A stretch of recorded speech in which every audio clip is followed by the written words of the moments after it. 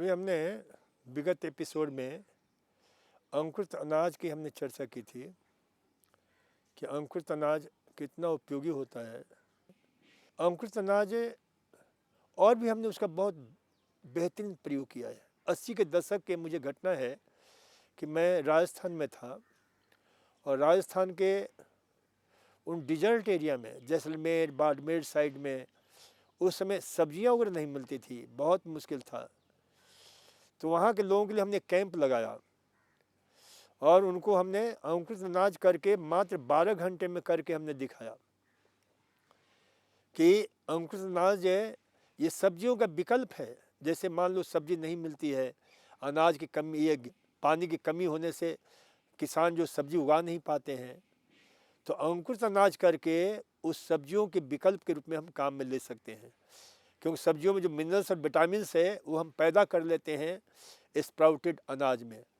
तो जो डेफिशिएंसी है वो डेफिशिएंसी हम काफ़ी कुछ हद तक अंकुरित अनाज से पूरा कर सकते हैं, क्योंकि इसमें भी विटामिन सी मिल जाता है। कितना? 100 ग्राम में 135 से 150 मिलीग्राम तक अंकुरित अनाज में, जो कि विटामिन सी सूखे अनाज में तो बिल्कुल ही नहीं होता है। विटामिन बी कॉम्प्लेक्स पैदा हो जाता है, B1, B2, B3 सब में। मेरी पुस्तक है प्राकृतिक चिकित्सा योग, मेरा आहार मेरा स्वास्थ्य, उसमें हमने विस्तार से साइंटिफिक सूत्रों को हमने दिया है कि प्रतिदिन का हमने दिया हुआ है कि उसमें किस प्रकार से प्रतिदिन के अंकुरित अनाज में कैसे थायमिन, रिबोफ्लेविन, नाइसिन, यहाँ तक DNA, RNA, ये एंजाइम एक्टिविटी बढ़ जाते हैं। विटामिन B12 जिसके विषय में मान्यता है कि सिर्फ ये मांसाहार से मिलता है, नहीं, जो शाकाहारी प्राणी हैं उनके लिए, शाकाहारी हम मनुष्य हैं तो हम मनुष्यों के लिए विटामिन B12 का सबसे बढ़िया खजाना है अंकुरित अनाज। स्प्राउटेड मूंग है, मोठ है, मसूर है, मटर है, मूंगफली है, इससे उगाकर चना है, इसे उगाकर खाइए, विटामिन B12 पर्याप्त मात्रा में मिलता है। दही छाछ विटामिन B12 का खजाना है। तो इस प्रकार से जो है अंकुरित अनाज से मिनरल्स और विटामिन सभी कुछ हम प्राप्त कर सकते हैं। और इतना ही नहीं, जहाँ के बच्चे कुपोषण से ग्रस्त हैं वहाँ पर भी अंकुरित अनाज बहुत उपयोगी होता है। उसके विविध प्रकार के व्यंजन बना करके उन बच्चों को खिला करके कुपोषण से हम रक्षा कर सकते हैं। इसके अतिरिक्त ये बहुत ही सस्ता पड़ता है। अंकुरित अनाज इतना सस्ता है कि हद से ज़्यादा। तो इस अंकुरित अनाज का प्रयोग करिए, क्योंकि आज के महंगाई के ज़माने में कोई भी अनाज औसत ले लीजिए तो करीब 50-60 रुपये किलो समझ लीजिए, चाहे गेहूँ हो चाहे औसत हमने बताया। तो 100 ग्राम का कितना हो गया? 6 रुपया। 50 ग्राम का 3 रुपया और 25 ग्राम का 1.5 रुपया। 1.5 रुपये से लेकर के 2-2.5 रुपये में आपका सुबह का अनाज अंकुरित करके और उसे भांति भांति के व्यंजन बना करके सस्ता से सस्ता आप नाश्ता कर सकते हैं। यदि आपको ये ज्ञान हो तो उसमें खूब सारे बढ़िया स्वादिष्ट बनाना हो तो उसमें जो अंकुरित अनाज में थोड़ा सा प्याज काट दीजिए, थोड़ा सा लहसुन काट दीजिए, नींबू निचोड़ दीजिए। अरे इसका नाम लेते ही मुंह में पानी आने लग जाता है, इतना स्वादिष्ट होता है। तो इस प्रकार से जो है अंकुरित अनाज के विविध व्यंजन बनाकर खा सकते हैं। कभी पर बॉइल्ड करके खाइए, कभी बॉइल्ड करके खाइए, कभी उसको जो है अंकुरित अनाज को जो है मिक्सी में पीस दीजिए, उसमें पीस करके दही में रख दीजिए 3-4 घंटे, वो फर्मेंटेशन हो जाएगा उसका और वो खमीर उठ जाएगी और उस खमीर उठी उसके घोल से आप बना लीजिए। कभी खमन बनाइए, कभी ढोकला बनाइए, कभी इडली बनाइए, कभी कुछ बनाइए, बहुत स्वादिष्ट होता है। तो ये हम एक नया आयाम दे सकते हैं स्वास्थ्य की दृष्टि से, और ये हर मौसम में उपलब्ध हो जाता है। और स्वास्थ्य की दृष्टि से, सौंदर्य की दृष्टि से ये सुंदरता बढ़ाने वाला होता है, क्योंकि इसमें सारे तत्व मिल जाते हैं। आँखों की रोशनी देने वाला होता है, बहुत उपयोगी होता है। तो इन सब का प्रयोग जो है आप आसानी से कर सकते हैं। तो इस प्रकार से हर दृष्टि से इसका जो है स्प्राउटेड अनाज का बहुत महत्व है, बहुत महत्व है।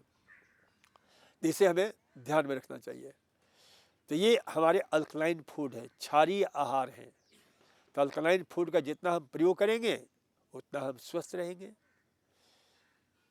एसिडिक फूड का प्रयोग कम से कम होना चाहिए, जहाँ तक हो सके जितना हम कम एसिडिक फूड का प्रयोग करेंगे उतना ही हम स्वस्थ रहेंगे, सशक्त रहेंगे। तो इसका हमें ध्यान में रखना है। अभी हम क्षारीय आहार के विषय में चर्चा कर रहे थे, तो सभी प्रकार के ताजे फलों का प्रयोग करना चाहिए, सब्जियों के ताजे प्रयोग करना चाहिए। अब सब्जी ला करके आप खरीद करके रख देते हैं, चाहे फ्रिज में रखें चाहे कहीं भी रखें, तो क्या होता है, उसके तत्व धीरे धीरे कम होने लग जाते हैं। तो जहाँ तक हो सके ताजे प्रयोग में लीजिए। लेकिन आज के युग में मुश्किल होता है, तो उसे जो है कोशिश करना चाहिए कि फ्रिज में भी रखें। फ्रिज में कोई भी चीज़ रखें ना, तो फ्रिज से सीधे हमें काम में नहीं लेना चाहिए, क्योंकि फ्रिज में कोई चीज़ क्यों जो है ताज़ा बना रहता है, इसलिए कि उसकी एंजाइम एक्टिविटी रुक जाती है। अब जैसे उदाहरण समझ लीजिए, अब टमाटर आप लाते हैं और टमाटर आप बाहर रख दीजिए और फ्रिज में रख दीजिए। कुछ टमाटर रखिए बाहर, कुछ रखिए फ्रिज के अंदर, तो फ्रिज के अंदर वाला टमाटर में कोई प्रभाव नहीं पड़ेगा, लेकिन बाहर रखेंगे तो क्या होगा, वो और लाल होता चला जाता है, उसमें लाइकोपिन की मात्रा बढ़ती चली जाती है, क्योंकि एंजाइम एक्टिविटी के कारण। तो इसलिए ध्यान रखिए कि फ्रिज में एंजाइम एक्टिविटी कम हो जाता है, ख़त्म होने लग जाता है, तो उसको क्या करेंगे, बाहर रख देंगे। जब भी कोई चीज़ फ्रिज के सामान काम में ले तो बाहर रख करके कम से कम आधा घंटा छोड़ दीजिए, ताकि पुनः उसकी एंजाइम एक्टिविटी सक्रिय हो जाए, और शरीर के लिए एंजाइम बहुत ज़रूरी है।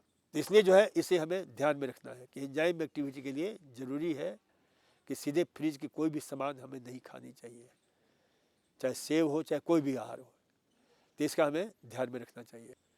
इसके अतिरिक्त जो है ध्यान में रखें कि अंकुर तनाव, मैंने कहा कि अल्कलाइन फूड का प्रयोग ज़्यादा से ज़्यादा करें ताकि आप स्वस्थ रहें। दूसरा सूत्र हमेशा ध्यान रखें, जब भी भोजन करें बड़े प्रसन्न मुद्रा में करें, कभी भी गुस्से में, ईर्ष्या में, द्वेष में, घृणा में, निराशा में, क्षोभ में, डर में, रोष में, प्रतिशोध में, झूठ में, छल में, कपट में, भय की स्थिति में कभी भी ऐसा जो है ना भोजन नहीं करना चाहिए। जब भी आपके नेगेटिव इमोशंस हो, जब भी आपके नकारात्मक भाव हो, तो उसमें भोजन बंद कर देना चाहिए, क्योंकि भोजन करना आयुर्वेद में एक यज्ञ की भांति कहा गया है। तो आप यज्ञ करने जा रहे हैं भोजन के रूप में, तो आपकी संविधा भी बड़ी पवित्र होना चाहिए। जो यज्ञ करने वाला है वो भी बड़ा पवित्र होना चाहिए, शुद्ध मन से, पवित्र मन से। जो भोजन कराने वाले हैं वो भी बड़ा पवित्र मन होना चाहिए। यहाँ तक कि आयुर्वेद में आया है कि भार्या भी, पत्नी भी माँ का स्थान ग्रहण करे। जिस प्रकार से माँ अनकंडीशन प्रेम यानी बेशर्त प्रेम से आपूरित होती है और अपने बच्चे को कितना प्यार से खिलाती है, उसे कुछ प्राप्त नहीं करना है, लेकिन माँ का प्रेम सबसे पवित्र माना गया है, पावन माना गया है। तो वैसे ही जो भोजन कराने वाली यदि पत्नी भी है तो माँ का स्थान ग्रहण करे और उसी भाव से भोजन कराना चाहिए। तो जो भोजन कराने वाला है वो भी पवित्र होना चाहिए। यदि आप गुस्से में भोजन करेंगे, तनाव में भोजन करेंगे, तो उसका क्या प्रभाव होगा, इस पर बड़ी रिसर्च हुए, बड़ी खोजें हुई है। विश्व का एक महान वैज्ञानिक, रूस का वैज्ञानिक पावलोव, उसने एक बड़ा अद्भुत प्रयोग किया और उसके बाद कई प्रयोग हुए। भोजन करते समय आपके सारे शरीर में अति सूक्ष्म यंत्र को लगा दिया गया और स्क्रीन पर देखा जाता रहा कि आप भोजन कर रहे हैं तो कैसे आपके पेट में गैस्ट्रिक ग्लैंड्स आपके रस को छोड़ रहे हैं, भोजन के साथ वो रस मिल रहा है, भोजन किस प्रकार से उसका पाचन हो रहा है, किस प्रकार से भोजन में मिलन हो रहा है, अलग अलग सेगमेंटल कॉन्ट्रैक्शन के द्वारा, वर्म फॉर मूवमेंट के द्वारा। तो ये सारे जो है प्रयोग चल रहा था। बिल्ली के ऊपर प्रयोग किया गया, बिल्ली को बढ़िया शानदार खाना खिलाया गया और बिल्ली खा रही थी। ठीक उसके सामने एक भयंकर कुत्ता को छोड़ दिया गया। कुत्ते को देख करके बिल्ली डर गई, भयभीत हो गई। अब भयभीत हो गई, फिर कुछ देर बाद कुत्ते को हटा दिया गया, फिर बिल्ली भोजन करने लग गई। लेकिन उसकी जो ग्रंथियां थी, गैस्ट्रिक ग्लैंड्स थे, वो सिकुड़ गए थे और वो काफ़ी देर तक सिकुड़े रहे। भोजन जो पच रहा था वो पच नहीं रहा था, अब वो सड़ रहा था, सड़ ही नहीं रहा था, गैस पैदा कर रहा था। उसमें जो है बदबू आ रही थी, बुलबुले उठ रहे थे गैस के। जब आप गुस्से में भोजन करते हो, क्रोध में भोजन करते हो, ईर्ष्या में भोजन करते हो, तो हमारा गैस्ट्रिक ग्लैंड्स सिकुड़ जाता है। अच्छी तरह से भोजन और एंजाइम्स का, पाचक रसों का मिलन नहीं होता है, परिणाम क्या होता है? भोजन सड़ता है। तो इसलिए बड़े प्रेम के साथ भोजन करना चाहिए। तो ये हमें ध्यान में रखना चाहिए। और भोजन करते समय ये भी ध्यान में रखना चाहिए कि भोजन कहाँ से आ रहा है, ये बहुत महत्वपूर्ण है। यदि आपने जो है घूसखोरी से, गलत तरीके से कमा करके, दूसरों को सता करके आपने जो है पैसा कमा करके उससे भोजन प्राप्त कर रहे हो, तो वो भोजन भी बहुत खतरनाक होता है, जीवन को नष्ट करने वाला होता है। तो भोजन जो है, जितनी ईमानदारी से हमारी भोजन हम कमाई का भोजन करेंगे, उतना ही हम स्वस्थ रहेंगे। आप देख लीजिए, जिन लोगों की कमाई गलत तरीके से होती है, उसके घर में बीमारी, वो सारा जो है उसी प्रकार की स्थिति बनी रहती है। तो ये ध्यान रखिए। और इसका सबसे बड़ा प्रमाण कहाँ पर है? महाभारत में आता है कि महाभारत में आपने देखा होगा, महाभारत की जो है एपिसोड में भी देखा होगा, जब भीष्मशैया सोए हुए हैं, भीष्मशैया सरसैया पर भीष्म पितामह सोए हुए हैं, सरसैया पर भीष्म पितामह सोए हुए हैं, और उस समय कृष्ण पांडवों के साथ वहाँ पहुँचते हैं और बहुत सुंदर सुंदर उपदेश दे रहे हैं भीष्म पितामह उन पांडवों को। तभी द्रौपदी हंसती हैं। भीष्म पितामह कहते हैं कि क्यों हंस रही है बेटा? तो द्रौपदी कहती है जाने दीजिए। फिर भी बहुत आग्रह करते हैं कि बेटा बता तो सही ना। हालांकि वो जानते थे क्यों हंस रही है, लेकिन वो बता नहीं रही थी। कृष्ण भगवान के कहने पर द्रौपदी ने अपनी मुंह खोली, बताया कि दादा पितामह, उस समय आपका ये सारा ज्ञान कहाँ चला गया था? मेरा चीरहरण हो रहा था उस भीड़ भरी सभा में, मेरी लज्जा का, मेरे अस्मत का जो है हरण हो रहा था, उस समय आप भी तो वही थे। तो भीष्म पितामह ने कहा कि बेटा देख, उस समय जो मैं कमाई खा रहा था, पाप की कमाई खा रहा था, कौरवों की कमाई खा रहा था, तो खून भी हमारा पवित्र हो गया था, चित्त भी हमारा पवित्र हो गया था, मन भी अपवित्र हो गया था, और उसके कारण जो है इस प्रकार की स्थिति पैदा हुई। अब मैं सरसैया पर सोया हुआ हूँ, और उसका परिणाम यह है कि अब मैं पवित्र, हमारा चित्त हो गया है। वह जो दुर्बुद्धि का, गलत आहार के कारण हमारा चित्त जो विक्षुब्ध हो गया था, वो सब निकल गया है। तो इसलिए एक बहुत सुंदर सूत्र है छांदोग्य उपनिषद में, बहुत अद्भुत मंत्र है, और उस मंत्र में ही कहा गया है कि यदि हम भोजन करते हैं और शुद्ध मन से भोजन करते हैं, आहार शुद्ध हो, सत्व शुद्धि, सत्व शुद्धि ध्रुवा स्मृति, स्मृति लब्धे सब ग्रंथि नाम विप्र मोक्ष। यानी आहार हमारा शुद्ध है, पवित्र है, पावन है, तो हमारी स्मृति भी, धीर धृति स्मृति सभी पवित्र होती है, सभी पावन बनती है, और धीरे धीरे वो पवित्रता से हम सचमुच में उस अवस्था को उपलब्ध हो जाते हैं जो हमारा लक्ष्य है, विप्र मोक्ष। समस्त ग्रंथियों से हमें मुक्ति मिल जाती है। तो ये जो है आहार का बहुत बड़ा महत्व दिया गया है आयुर्वेद में, हमारे उपनिषद में, वेदों में यज्ञ कहा गया है। तो आहार करना चाहिए बहुत ही पावन मन से, प्रसन्न मन से, प्रसन्न चित्त से, मुस्कुराते हुए अच्छी तरह से आहार का हमें सेवन करना चाहिए। तो इसे ध्यान में रखना चाहिए। इसके अतिरिक्त आहार करते समय हमें भी ध्यान में रखना चाहिए कि व्यर्थ की हमारी सोच नहीं होनी चाहिए।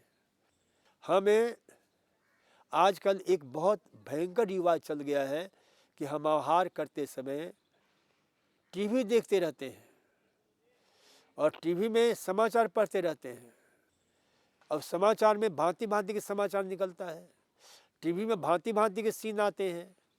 अब उस सीन को देखकर क्या होता है, हमारे शरीर के अंदर भी उसी प्रकार के केमिकल का सिक्रेशन होता है।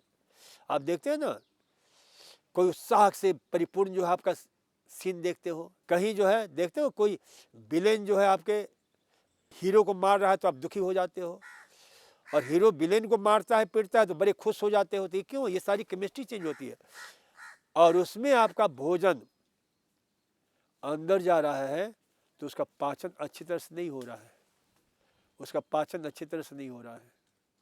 इसलिए इसे हमें ध्यान में रखना चाहिए कि भोजन करते समय बड़े शांत चित्त से, उदार मन से, पवित्र भावना के साथ भोजन करना चाहिए।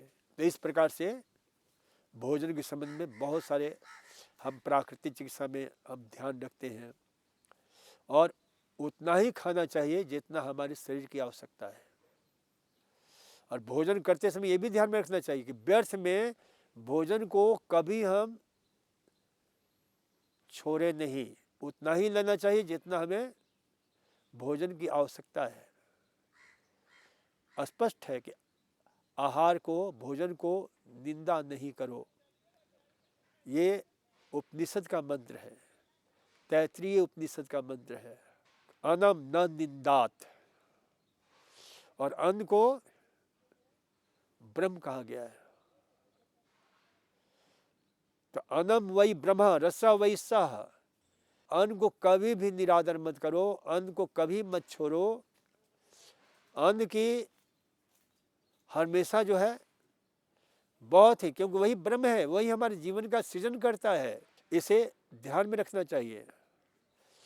अनाद भवंती भूतानि, अन्न से ही समस्त प्राणियों का जन्म हुआ है, सृजन हुआ है, ये भगवान श्री कृष्ण ने कहा है। अन्नम मृत्यामृत जीवात्मा हो, अन्न ही अमृत है, अमृत का देवता है।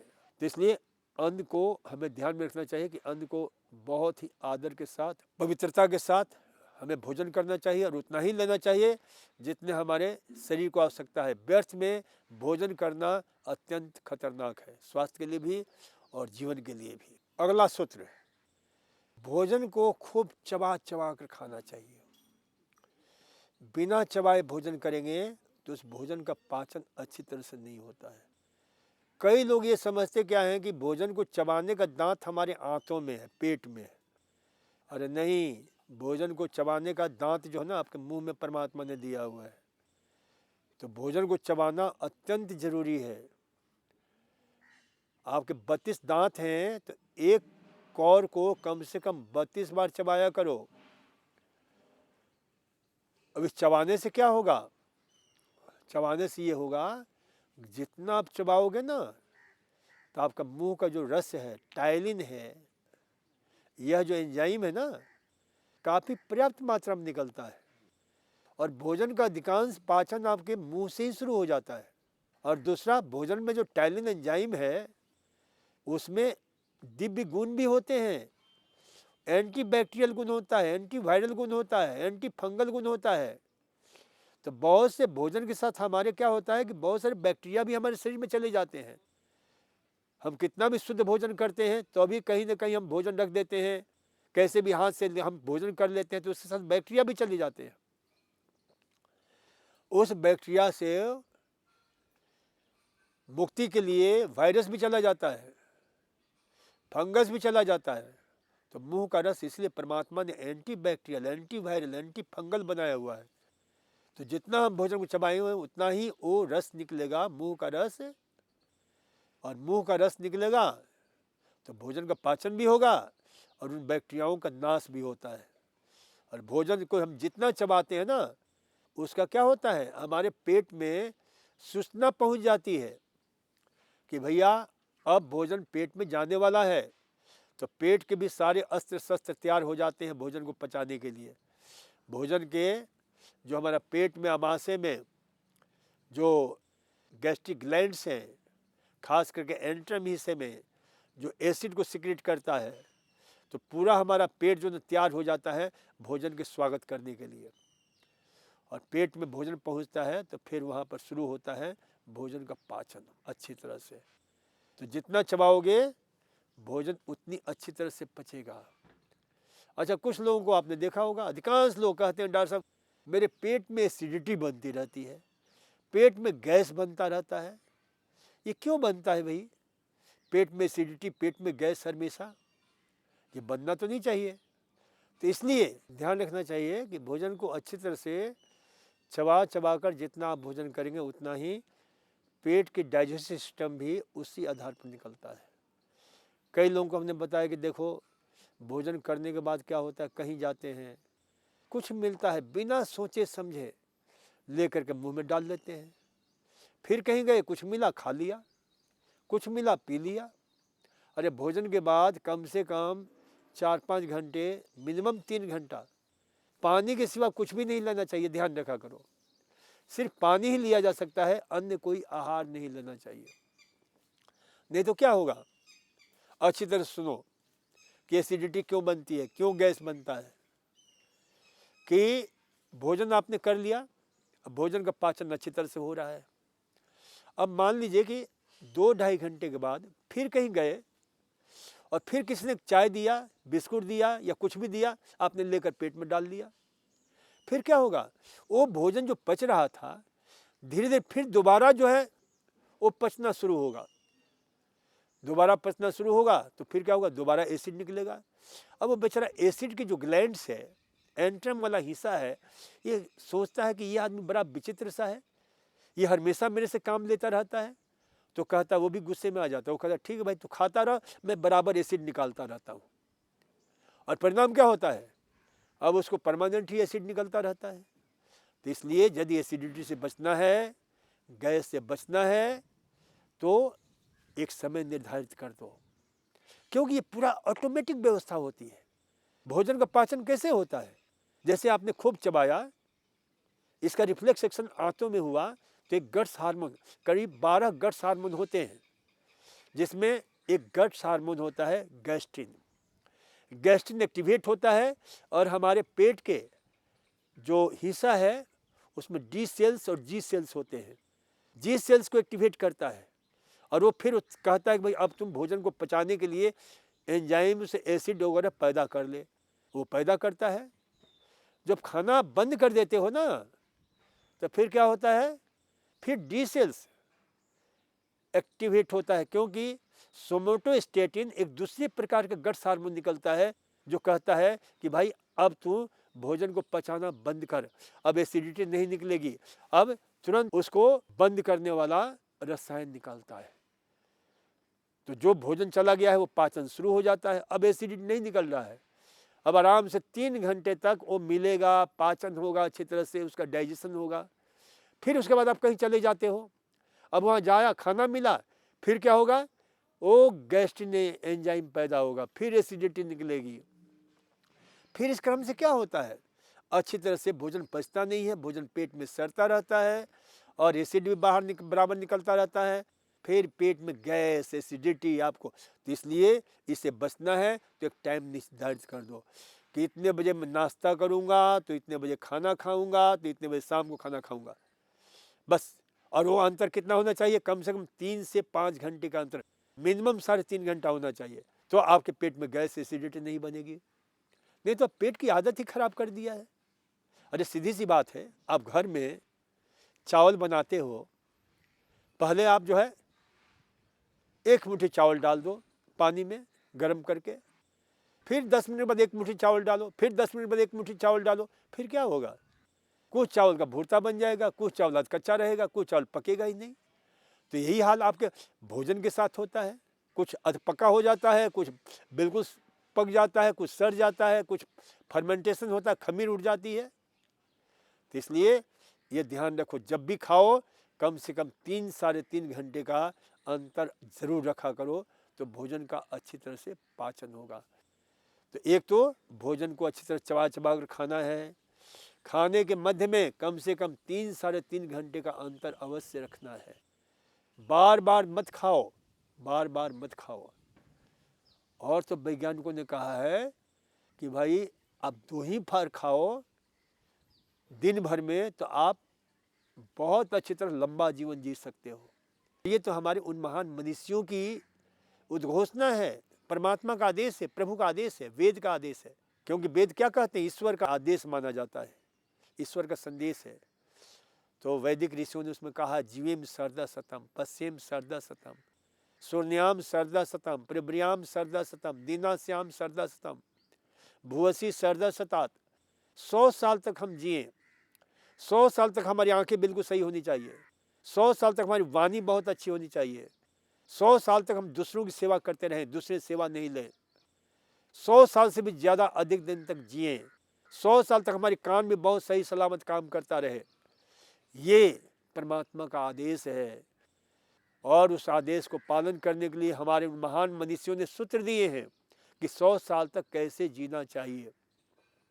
इसके लिए उन्होंने कहा है वाम साई द्विभुजान द्विपुरुषकः सन्मुत्री व्यामी ब्रह्मचारी च 100 वर्षानि जीवति।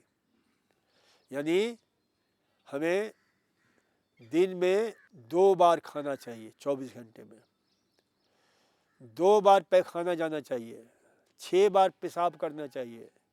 ये पूरा हिसाब किताब लगा करके हमारे उन पुरखों ने इस सूत्र को दिया है। और रोज हमें एक्सरसाइज करना चाहिए, व्यायाम करना चाहिए और ब्रह्मचर्य जैसा जीवन जीना चाहिए। और ब्रह्मचर्य जीवन क्या होता है कि संयमित जीवन, जैसे सुबह में 4 बजे उठना चाहिए, ये संयमित जीवन का जो है नमूना है। इसके अतिरिक्त जो है हमें रोज व्यायाम करना चाहिए, ये भी संयमित जीवन है, ब्रह्मचर्य जीवन है। हमें हमेशा जीवन का अध्ययन करते रहना चाहिए, ये भी ब्रह्मचर्य जीवन है। ध्यान करना चाहिए, साधना करना चाहिए, योग करना चाहिए। तो इस प्रकार से अपने जीवन को साधना चाहिए। और सोने के लिए भी कहा गया कि वाम साई, बाईं तरफ सोना चाहिए। तो ये ध्यान रखिए कि खाना खाने के बाद हमेशा बाईं तरफ सोना अनिवार्य है। क्यों अनिवार्य है बाईं तरफ? बाईं तरफ हम क्यों सोएं?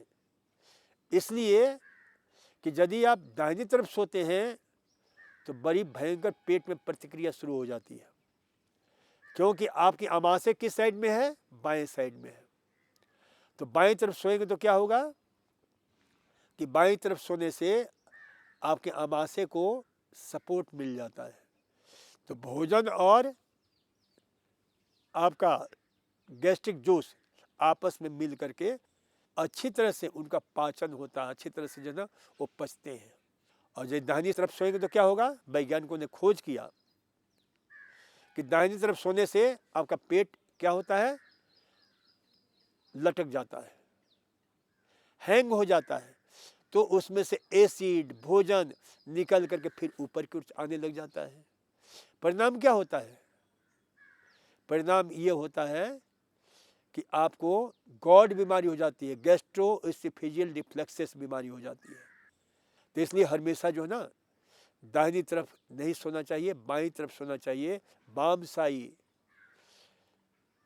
द्विभुजान सन्मुत्री द्विपुरुषकः व्यामी ब्रह्मचारी च 100 वर्षानि जीवति। ऐसा जो करते हैं वो 100 साल तक जीते हैं। तो इसे ध्यान रखना चाहिए।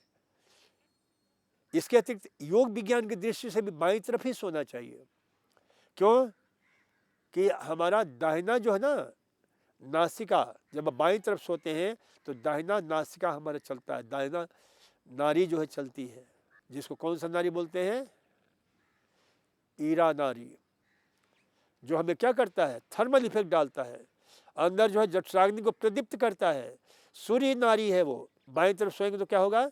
दाहिना हमारा नारी चलेगा, जिससे जो है ना जठराग्नि प्रदीप्त होगी, भोजन का पाचन अच्छी तरह से होगा। तो ये ध्यान रखना चाहिए। तो बहुत बहुत धन्यवाद, आपने बड़े धैर्य और ध्यान से मुझे सुना, इसके लिए मैं अनुग्रहित हूँ। ओम नमस्कार।